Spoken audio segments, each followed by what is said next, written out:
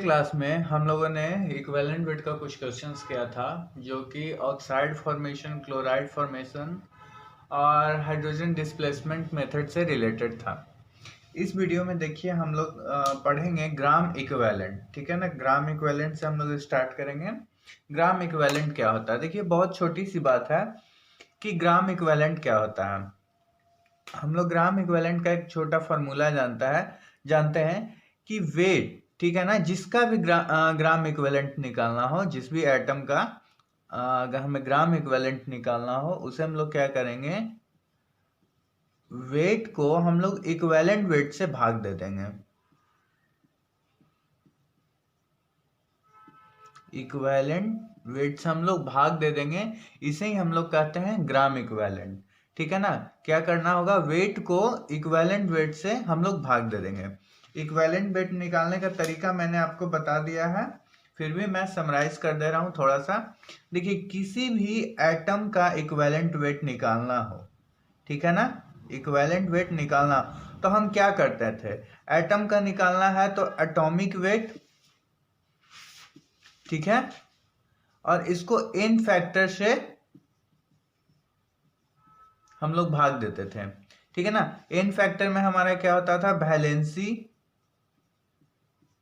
अगर आयन है, charge particle है तो चार्ज, ठीक है, एसिडिटी और बेसिसिटी, ठीक है, ये सभी चीजें होती थी। तो हम लोग अगर इक्विवेलेंट वेट जानते हैं तो इजी वे में ग्राम इक्विवेलेंट में उसे कन्वर्ट कर सकते हैं। ठीक है, तो हम लोग आज पढ़ेंगे इक्विवेलेंट वेट कैलकुलेट करना बाय डबल डिकम्पोजिशन मेथड से। मतलब हम लोग डबल डिकम्पोजिशन मेथड को सीखेंगे कि डबल डिकम्पोजिशन मेथड होता क्या है। तो आप इसे नोट कीजिएगा, मैं डबल डिकम्पोजिशन बताता हूँ। देखिए डबल डिकम्पोजिशन मेथड क्या है।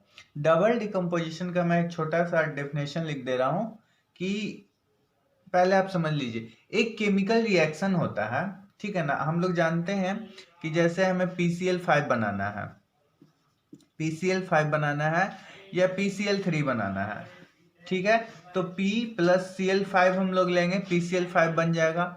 ठीक है ना, तो ये केमिकल रिएक्शन हुआ। हम देखिए केमिकल रिएक्शन बहुत तरह का होता है। अगर मान लिया कि एक केमिकल रिएक्शन है, ठीक है, जिसमें एक से ज्यादा तरह का ये रिएक्टेंट इन्वॉल्व है, ठीक है, जैसे AB इन्वॉल्व हुआ और एक और इन्वॉल्व हो गया CD, ठीक है, AB और CD, ठीक है ना, A और B, C और D, ठीक है, तो इसमें होगा क्या, इसमें होता क्या है, आप गौर से देखिए बोर्ड पे कि A भी प्लस के फॉर्म में टूटा और B माइनस के फॉर्म में टूटा। ठीक है, या तो कुछ भी टूट सकता है, या तो B भी प्लस टूट सकता है, A भी माइनस के फॉर्म में टूट सकता है। जो जिसका जैसा नेचर होगा वो वैसा टूटेगा। ठीक है ना, इसी तरह अगर C माइनस के फॉर्म में टूट रहा है, D प्लस के फॉर्म में टूटेगा। मतलब कहने का मतलब ये है कि जिसका जैसा, अगर C का प्लस नेचर होगा तो हो सकता है प्लस भी टूट जाए, और D का अगर माइनस हुआ तो माइनस भी टूट जाए, लेकिन टूटेगा। ठीक है, इसके बाद क्या होगा कि इसका प्लस वाला हिस्सा इसके माइनस के साथ अटैच हो जाएगा और इसका प्लस वाला हिस्सा इसके माइनस के साथ अटैच हो जाएगा। मतलब करेगा क्या, आपस में इंटरचेंज कर लेगा। ठीक है, और इंटरचेंज करके प्रोडक्ट बना देगा। तो देखिए मेरा प्रोडक्ट क्या बनाएगा, ए और सी बना देगा, ठीक है, और प्लस BD बना देगा, है ना, AC BD बना देगा। तो इस तरह का रिएक्शन को हम लोग कहते हैं डबल डिकम्पोजिशन रिएक्शन। ठीक है, क्या कहते हैं, डबल डिकम्पोजिशन रिएक्शन। इस तरह का रिएक्शन में क्या होगा कि दो तरह का रिएक्टेंट होगा, ठीक है ना, दोनों टूट जाएगा और दोनों आपस में एक दूसरे को जोड़ के कंबाइन कर लेगा और नया प्रोडक्ट बना देगा। ठीक है, देखिए अगर इसे आपको क्लियर नहीं है तो मैं एक और एग्जांपल दे रहा हूं, आप अच्छे से समझिएगा उसको। मेरा एग्जाम्पल है AgNO3 प्लस KCl। ठीक है, अभी क्या बनेगा ये हम लोग को नहीं पता। देखिए तोड़ना कैसे है, हम लोग जानते हैं क्या चीज, Ag कैसे टूटेगा, Ag प्लस में टूटेगा, Ag प्लस, है ना, और NO3 माइनस। ठीक है, इसी तरह K प्लस और Cl माइनस। ठीक है, इसमें आपको कोई परेशानी नहीं हो रही होगी। अब देखिए होता क्या है, क्या करेगा, दोनों इंटरचेंज कर लेगा। इसका प्लस चला जाएगा इस Cl के पास और इसका प्लस आ जाएगा NO3 के पास, और ये क्या बना देगा, KNO3 प्लस AgCl, है ना।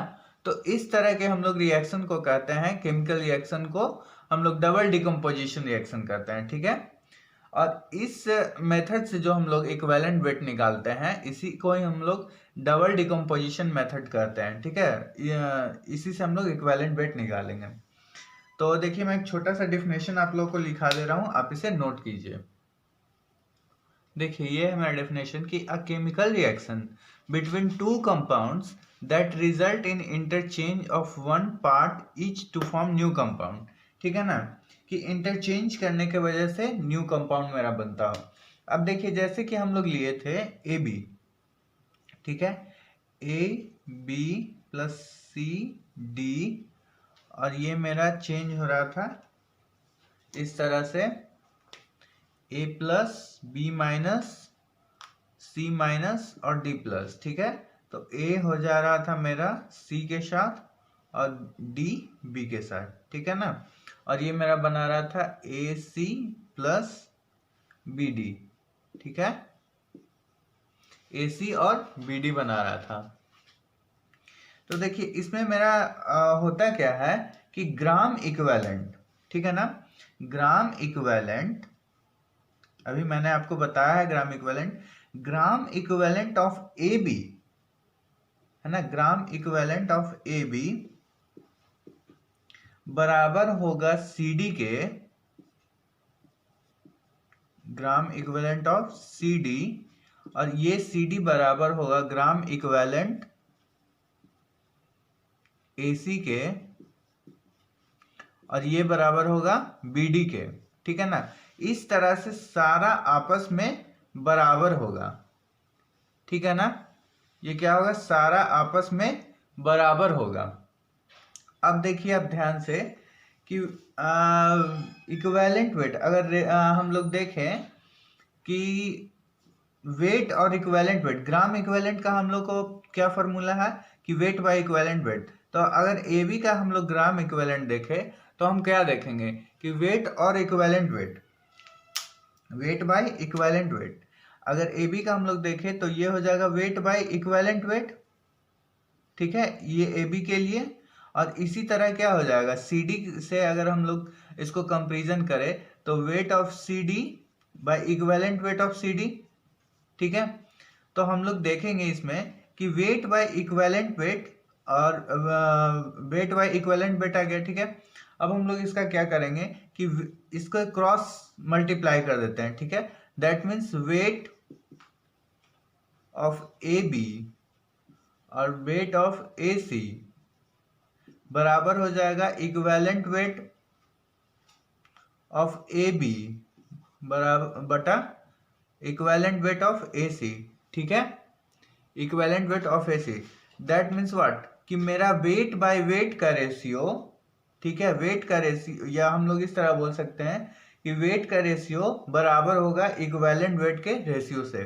ठीक है, आप समझ पा रहे हैं, आप इसे नोट कीजिए। देखिए मैं क्लियर से आपको बता रहा हूं। देखिए ये था मेरा, तो ग्राम इक्विवेलेंट मेरा सारे का बराबर है। ग्राम इक्विवेलेंट हम लोग जानते हैं ऑलरेडी क्या होता है, वेट बाय इक्विवेलेंट वेट। ठीक है ना, तो ये किसके लिए, वेट ऑफ ए बी बराबर होगा weight of equivalent, weight of A B by equivalent weight of A B बराबर होगा weight of C D by equivalent weight of C D.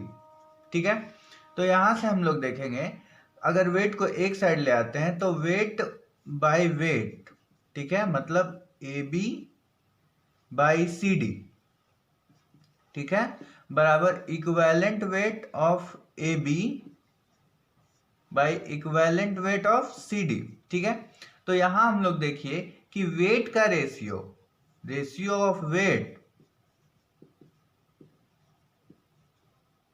Of weight बराबर है इक्विवेलेंट वेट के ratio से, equivalent weight का ratio of equivalent wait.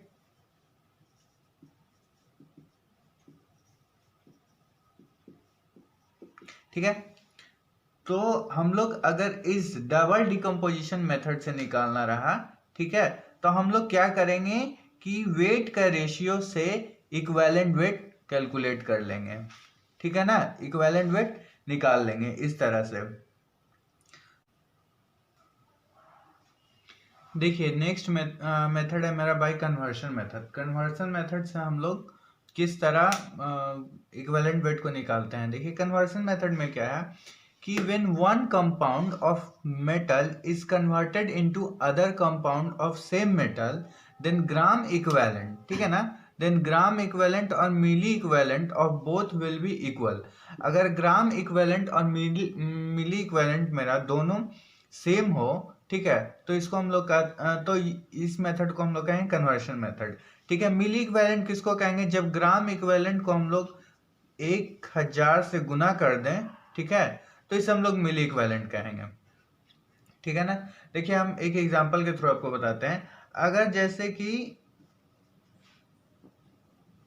Metal hydroxide है, ठीक है, MOH है, ठीक है, अब ये कन्वर्ट हो जाता है मेटल ऑक्साइड में, है ना, तो इसका ग्राम इक्विवेलेंट, ठीक है, इसका ग्राम इक्विवेलेंट दोनों का सेम होगा।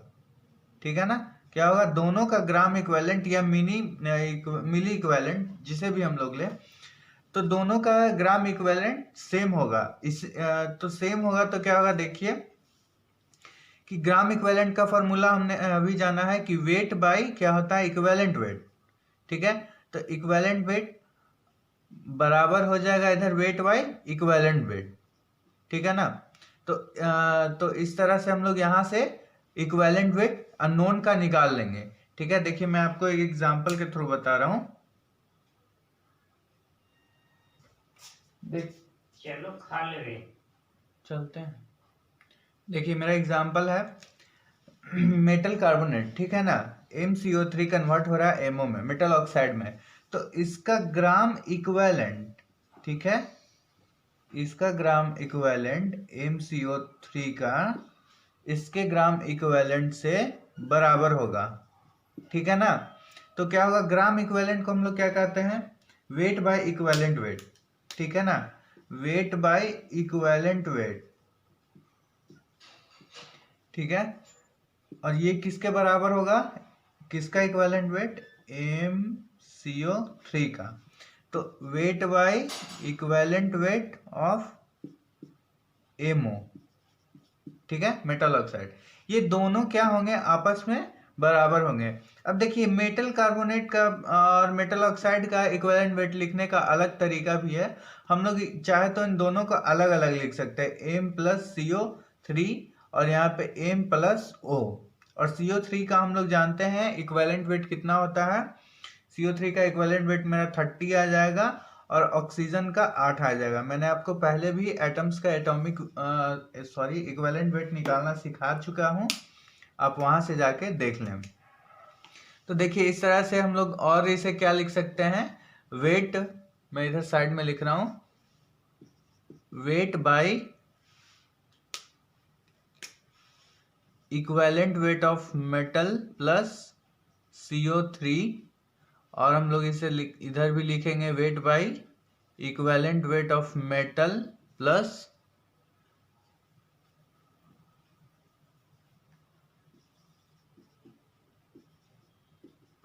O।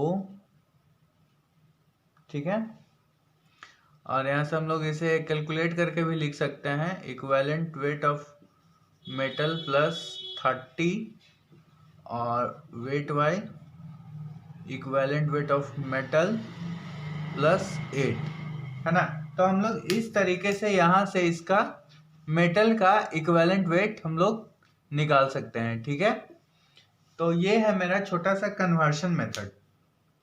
देखिए आपको जनरली इक्विवेलेंट वेट तो निकालना देगा नहीं क्वेश्चन, लेकिन अगर आपको मेथड पता होगा तो किसी भी टाइप के प्रॉब्लम जो होते हैं सॉल्यूशन चैप्टर के, उसमें आपको कोई प्रॉब्लम नहीं होगा।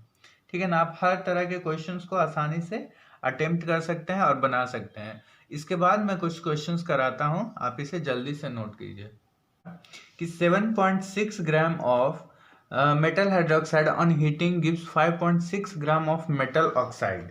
ठीक है ना, कितना 7.6 ग्राम को अगर हम लोग हीट करते हैं मेटल हाइड्रोक्साइड को तो मेटल ऑक्साइड बनता है। Then calculate the equivalent weight of metal hydroxide. ठीक है, तो ये हम लोग कैसे बनाएंगे, हम लोग देखिए सबसे पहले इसमें ध्यान देंगे कि ये कन्वर्ट हो रहा है, तो हम लोग कन्वर्जन मेथड को लगाएंगे। क्या हो रहा है कि मेटल हाइड्रोक्साइड मेरा कन्वर्ट हो रहा है मेटल ऑक्साइड में। हम लोग क्या अभी सीखे थे कि इक्विवेलेंट वेट दोनों का बराबर होगा, है ना। तो सेम फॉर्मूला करेंगे, और फॉर्मूला भी हम लोग सीखे थे, I am sorry equivalent weight नहीं, ग्राम इक्विवेलेंट दोनों का बराबर होगा। ठीक है, तो वही काम हम यहाँ करेंगे कि ग्राम इक्विवेलेंट का formula wait by equivalent wait. ठीक है, तो वेट और बाय इक्विवेलेंट वेट हम लोग करेंगे, और इधर भी हम लोग क्या करेंगे, वेट बाय इक्विवेलेंट वेट। ठीक है,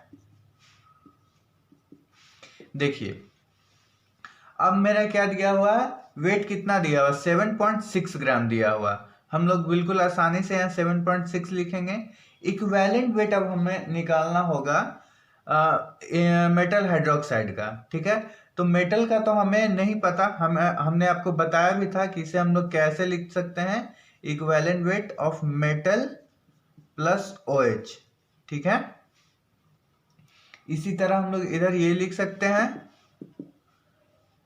5.6 इसका वेट दिया हुआ, देखिए यहाँ लिखा हुआ मेटल ऑक्साइड का 5.6 ग्राम, तो 5.6 bye equivalent weight of metal plus oxygen. ठीक है, इसके बाद हम लोग क्या करेंगे, देखिए यहाँ साइड में मैं बता रहा हूं,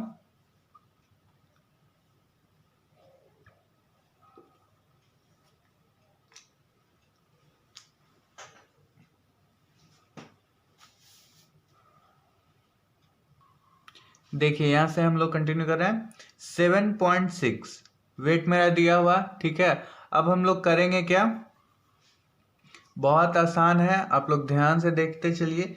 देखिए इक्विवेलेंट वेट ऑफ मेटल और OH है, हम लोग क्या जानते हैं कि MOH। ठीक है, मेटल हाइड्रोक्साइड को अगर हम लोग तोड़ते हैं तो क्या मिलता है, मेटल प्लस OH माइनस मिलता है। ठीक है ना, तो ये OH माइनस है। अब देखिए OH को हम लोग क्या करेंगे कि OH का इक्विवेलेंट वेट निकालेंगे। अब इक्विवेलेंट वेट ऑफ OH के लिए हम क्या जानते हैं कि वेट बाई इन फैक्टर में यहाँ क्या होगा, चार्ज, नंबर ऑफ चार्ज कितना है, 1।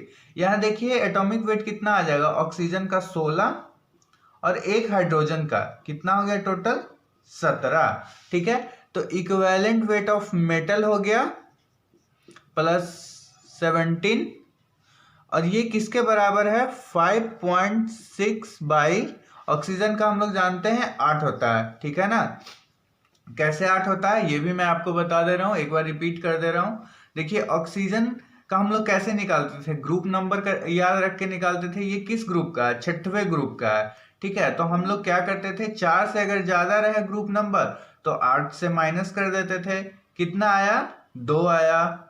ठीक है, तो इसका एन फैक्टर कितना आ गया, 2 आ गया, मतलब वैलेंसी इसकी कितनी आ गई, 2 आ गई। ठीक है, और इसको हम लोग एटॉमिक नंबर में भाग दे देते थे।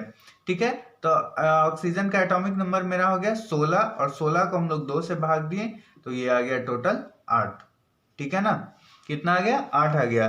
तो इसी तरह मेटल का इक्विवेलेंट वेट प्लस 8 हम लोग इसमें ले लेंगे। ठीक है, अब इसे हम लोग आगे कैलकुलेट करेंगे, क्रॉस मल्टीप्लिकेशन करेंगे।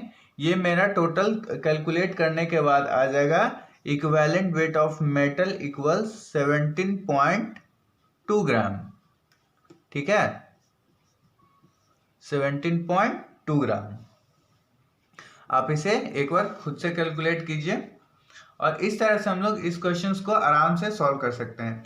देखिए अगर इसमें मान लिया मेटल ऑक्साइड का भी हमें निकालना रहा है इक्विवेलेंट वेट, तो हम लोग कुछ नहीं करेंगे, यहाँ पे हम लोग सारा जो 17.2 आ गया इसका इक्विवेलेंट वेट यहाँ हम लोग पुट कर देंगे, और ये मेटल ऑक्साइड का हम लोग इजी वे में एकदम निकाल सकते हैं। ठीक है, तो इस तरह से हम लोग इसमें मेटल हाइड्रोक्साइड ऑक्साइड का इक्विवेलेंट वेट निकाल लेते हैं। आप एक बार खुद से इसको ट्राई कीजिएगा और आप मेटल ऑक्साइड का भी ट्राई कीजिएगा, ठीक है ना, और आप कमेंट बॉक्स में कमेंट कीजिएगा आपसे कितना आंसर आता है, अपने आंसर को शेयर कीजिएगा। देखिए नेक्स्ट क्वेश्चन है मेरा, how many mole of CaCO3 shall be produce to form 5 mole of calcium atom. ठीक है, अगर कितने मोल हम लोग CaCO3 का ले कि हमें 5 मोल कैल्शियम एटम मिले। देखिए क्वेश्चन को आप समझिए, क्वेश्चन कहता क्या है कि कैल्शियम से, सबसे पहला वर्ड तो ये हमें समझना है कि कैल्शियम कार्बोनेट में चेंज हो रहा है। ठीक है, तो हमें ये कहा जा रहा है कि हम कितने मोल्स कैल्शियम कार्बोनेट लें। ठीक है ना, मतलब इसका मोल हमें नहीं पता है। ठीक है, अब हम लोग कितने मोल कैल्शियम कार्बोनेट को लें ताकि कैल्शियम मेरा 5 मोल प्रोड्यूस हो। ठीक है ना, 5 मोल प्रोड्यूस हो। चलिए हम लोग एरो को चेंज कर देते हैं। ठीक है ना, 5 मोल प्रोड्यूस हो, कितने मोल हम लोग कैल्शियम कार्बोनेट को ले कि 5 मोल प्रोड्यूस हो। देखिए अब इसमें आपको थोड़ा सा कंफ्यूजन हो रहा होगा, ठीक है ना, कि ये क्या हो गया, अभी तो हम लोग कुछ और पढ़ा था, लेकिन आपको कंफ्यूज करने की जरूरत नहीं है। अभी जो हमने पढ़ा था कन्वर्शन मेथड को, जिसमें हम लोग क्या कर रहे थे कि मेटल कार्बोनेट था जिससे हम लोग मेटल ऑक्साइड बना रहे थे। ठीक है, या कुछ भी कन्वर्ट कर रहा था, तो मेरा फॉर्मूला क्या था कि ग्राम इक्विवेलेंट, ठीक है, दोनों का सेम था, है ना। लॉ ऑफ केमिकल इक्विलिब्रियम भी हम लोग जानते हैं। मैंने आपको बताया नहीं, आप नोट कर लीजिएगा पिछली वीडियो में जहां मैंने ग्राम इक्विवेलेंट ऑफ AB बराबर BC इस तरह करके कुछ लिखाया है, वहां आप नोट कर लीजिएगा, ये law of chemical equilibrium show करता है। ठीक है ना, और नोट में आप ये भी नोट कर लीजिएगा कि लॉ ऑफ केमिकल इक्विलिब्रियम में हम लोग रिएक्शन को अगर बैलेंस ना भी रहे तो चलेगा, बैलेंस करने की कोई जरूरत नहीं होती है। ठीक है, तो हम लोग वापस इस पॉइंट पे आते हैं। देखिए तो हम लोग कन्वर्शन मेथड जानते हैं। कन्वर्शन मेथड में हम लोग क्या जानते हैं कि ग्राम इक्विवेलेंट दोनों का सेम होगा। ठीक है ना, ग्राम इक्विवेलेंट सेम होगा। जैसा हम लोग अभी कर रहे थे ना, मेटल कार्बोनेट अगर मेटल ऑक्साइड में चेंज हो रहा है या किसी भी में कन्वर्शन का मेथड यूज हो रहा है, तो ग्राम इक्विवेलेंट मेरा सेम होता है। ठीक है, तो हम लोग इसे सबसे पहला तो दिमाग में ये आया बात कि ग्राम इक्विवेलेंट सेम होगा, तो सेम होगा तो हम लोग अब इससे कैसे निकालेंगे मोल। ठीक है, हमें तो मोल निकालना है। अब ये तो लफड़ा है, हम तो जानते हैं कि ग्राम इक्विवेलेंट होता क्या है, वेट बाय इक्विवेलेंट वेट। ठीक है ना, वेट बाय इक्विवेलेंट वेट। ठीक है, लेकिन इससे तो काम मेरा बनने वाला नहीं है और लेंदी भी हो जाएगा। ठीक है, तो हम लोग ग्राम इक्विवेलेंट का एक और फॉर्मूला जानते हैं, आप उसे देखिए, नोट कीजिएगा। ग्राम इक्विवेलेंट का हमें फॉर्मूला पता होता है कि mole into N factor.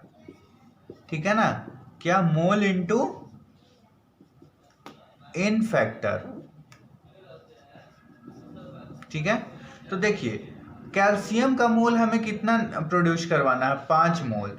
N factor, calcium का एन फैक्टर क्या होगा, वैलेंसी, है ना, आप समझ पा रहे हैं क्या होगा, वैलेंसी। तो कैल्शियम की वैलेंसी हम लोग कैसे निकालेंगे, आप याद कीजिए, समराइज कीजिए पिछले वीडियो को, मैंने आपको कैल्शियम की वैलेंसी बताई थी। ठीक है, सबसे पहले तो ये हम लोग जानने की कोशिश करेंगे कि ये किस ग्रुप का मेंबर है। ठीक है, ये किस ग्रुप का मेंबर है। ठीक है, इसके बाद हम लोग अगर 4 ग्रुप मेंबर तक हो तो जो ग्रुप नंबर होगा वही इसकी वैलेंसी होगी। तो देखिए इसका ग्रुप नंबर है 2, ये 2 ग्रुप का मेंबर है। ठीक है, तो ये 4 से कम है अगर ग्रुप नंबर 4 से कम हो तो वही उसकी वैलेंसी होती है, और ये 4 से कम है ना, दूसरे ग्रुप का ये मेंबर है, तो इसकी वैलेंसी भी हो गई 4।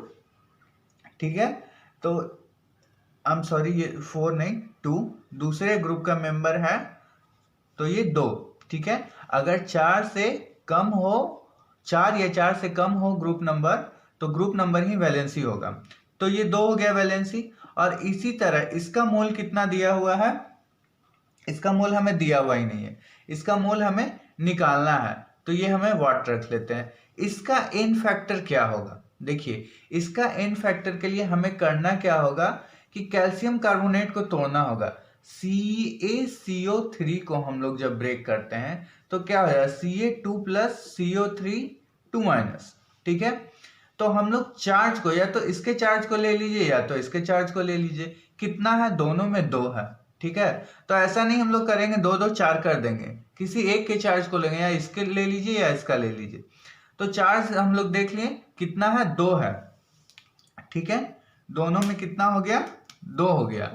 तो मोल को हम लोग अगर x मान लें तो x इंटू 2, देखिए कितना हो गया, ये हम लोग साइड में इधर कर दे रहे हैं, 10 इक्वल्स 2x। ठीक है, इसलिए x इक्वल्स 5, कितना मोल आ जाएगा, 5 मोल। ठीक है, मतलब हम लोग 5 मोल CaCO3 को लेंगे तब 5 मोल मेरा Ca बनेगा। इस तरह से हम लोग इस टाइप के क्वेश्चंस को करते हैं। उम्मीद है कि आप समझे होंगे इस क्वेश्चंस को। देखिए नेक्स्ट क्वेश्चन है मेरा नीट 2015 का, कि what is the mass of the precipitate formed when 50 ml of 16.9% solution of AgNO3 is mixed with 50 ml of 5.8% NaCl solution। ठीक है, यहाँ हो क्या रहा है कि AgNO3 को सबसे पहले इस टाइप के क्वेश्चंस में हम लोग पकड़ेंगे कि किसको किससे मिलाया, तो AgNO3 को हम लोग NaCl से मिला रहे हैं। ठीक है, और क्वेश्चन में क्या कह रहा है कि what is the mass of precipitate formed when 50 ml of 16.9% solution of AgNO3 is mixed with 50 ml of 5.8 NaCl solution. ठीक है, तो इसमें देखिए हम लोग को करना क्या है, अभी हम लोग डबल डिकम्पोजिशन मेथड पढ़े थे, जिसमें किस तरह से हम लोग बना रहे थे, रिएक्शन करवा रहे थे इंटरचेंज करके। सबसे पहले हमको वो करना है। ठीक है, कंपोजिशन मेथड की तरह हम लोग इसे लिख देंगे, AgNO3 plus NaCl। Ag plus में टूट गया, ठीक है, NO3 माइनस में, इसी तरह Na प्लस और Cl माइनस में। ठीक है, इसमें तो आपको कोई प्रॉब्लम नहीं होगा। और ये यहाँ क्या बन गया, AgCl और NaNO3, AgCl प्लस NaNO3। ठीक है, अब हम लोग क्या करेंगे, देखिए क्वेश्चन में हमारा दिया हुआ है कि 50 ml, क्या दिया हुआ है कि 50 ml AgNO3 का 50 ml में कितना, 16.9% में। ठीक है, देखिए इसको हम लोग डायरेक्टली वेट की तरह यूज करेंगे। अगर 100 ml में हम लोग इसे देखें, ठीक है ना, 100 ml में अगर हम लोग इसे देखें तो इसका वेट हो जाएगा डायरेक्ट ये 16.9 ग्राम। ठीक है ना, 16.9 ग्राम। और तो 100 ग्राम में मेरा 16.9 ग्राम अगर वेट है तो मेरा 50 ml में वेट कितना होगा, इसका आधा होगा। ठीक है, तो इसका आधा मेरा कितना हो जाएगा, 8.45 ग्राम। ठीक है, तो इस तरह हमें AgNO3 का वेट निकल गया। ठीक है, इसी तरह हम लोग NaCl का वेट निकालेंगे, तो इसका भी मेरा दिया हुआ है 50 ml में, है ना, ये समझिएगा बात को, 50 ml में दिया हुआ। अगर डायरेक्ट 100 ml में लिखा होता 5.8%, तो डायरेक्ट हम लोग 5.8 ग्राम ही ले लिए होते, लेकिन अभी 50 ml में दिया हुआ तो आधा हो जाएगा, आधा हो जाएगा तो ये हो जाएगा 2.9 ग्राम, है ना, 2.9 ग्राम। तो देखिए सबसे फर्स्ट तो हम लोग ये करेंगे कि इसका वेट निकालिए, ठीक है। अब वेट निकालिए तो हम लोग आगे प्रोसेस करेंगे कि क्या होगा। देखिए आप इसे पहले नोट कीजिए। देखिए इनिशियली क्या है कि AgNO3 मेरा कितना था 8.45 ग्राम, या अगर इसको हम लोग मोल में लिखे तो 8.45 बाई कितना हो जाएगा मेरा 170, ठीक है। इसे हम लोग अगर मोल में निकाले तो 170 से हम लोग भाग दे देंगे इसको, और ये इसी तरह मेरा NaCl का अगर निकाले तो ये था मेरा 2.9 ग्राम, ठीक है, 2.9 ग्राम, और ये हो जाएगा मेरा 58.5, और ये प्रोडक्ट मेरा क्या बना था 0 था। लेकिन अगर हम लोग फाइनल रिएक्शन का बात करें, फाइनली हम लोग अगर बात करें तो ये कितना हो गया फाइनली, तो ये मेरा पूरा कंज्यूम हुआ होगा, ठीक है। ये कितना मोल आ जाएगा 0.049 मोल, ठीक है। तो ये दोनों कंज्यूम हो गया ना, ये सारा कंज्यूम हो गया, ठीक है। फाइनली हुआ क्या कि ये पूरा कंज्यूम हो गया, 0 हो गया। और हम लोग जानते हैं कि ये जितना कंज्यूम होगा उतना ही तो इधर बनेगा, मतलब जितना मोल इधर खर्च हुआ उतना ही मोल तो इधर बनेगा। दैट मीन्स 0.049 मोल AgCl बना, ठीक है। तो 0.049 मोल AgCl बना, तो इसका कितना वेट प्रिसिपिटेटेड आउट हुआ होगा। तो हम लोग सिंपली मोल को क्या करेंगे वेट में कन्वर्ट कर देंगे। तो वेट में कन्वर्ट करने के लिए हम लोग क्या करेंगे, इसके मॉलिक्यूलर वेट से गुना करेंगे, तो 0.049 इंटू 143, ठीक है। ये टोटल आ जाएगा मेरा 7 ग्राम, ठीक है। उम्मीद है कि आप लोग को समझ में आया होगा। इसके बाद देखिए हम लोग मिली इक्विवेलेंट के बारे में देखेंगे। मिली इक्विवेलेंट होता क्या है, ऐसे मैंने आपको फॉर्मूला बता दिया है, बट फिर भी मैं आपको बता दे रहा हूँ। देखिए मिली इक्विवेलेंट का मेरा छोटा सा फॉर्मूला है कि अगर मिली इक्विवेलेंट निकालना हो तो ग्राम इक्विवेलेंट इंटू 1000 कर देंगे, या मोल इंटू NF को हम लोग ग्राम इक्विवेलेंट कहते हैं तो इतना इंटू 1000 कर देंगे, या फिर हम लोग जानते हैं वेट बाय इक्विवेलेंट वेट, ठीक है ना, इक्विवेलेंट वेट इंटू 1000 कर देंगे, ठीक है। तो इस तरह से हम लोग मिली इक्विवेलेंट में चेंज कर लेंगे।